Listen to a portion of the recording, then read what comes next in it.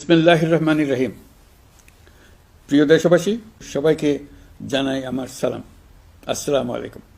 মহান আল্লাহর অশেষ মেহেরবানি আমাদের উপরে বর্ষিত হোক। পবিত্র মাহে রমজানে মহান আল্লাহর অশেষ মেহেরবানি আমাদের উপরে বর্ষিত হোক।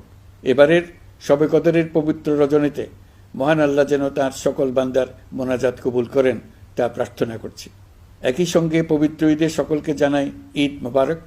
ঈদে পরিবার পরিজন নিয়ে নির্বিঘ্নে ও আনন্দ সহকারে নিজ নিজ বাড়ি যাবেন, আত্মীয় স্বজনের কবর জিয়ারত করবেন, গরিব পরিবারের খোঁজখবর নেবেন, তাদের ভবিষ্যৎ ভালো করার জন্য চিন্তাভাবনা করবেন, আপনার সন্তানদের সঙ্গে তাদের পরিচয় করিয়ে দেবেন, এই কামনা করছি।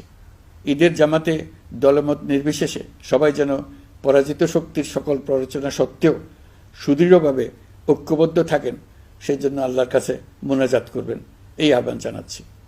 সকলের জীবন সার্থক হোক, আনন্দময় হোক। মহান আল্লাহ আমাদের সহায় হন। আল্লাহ হাফেজ।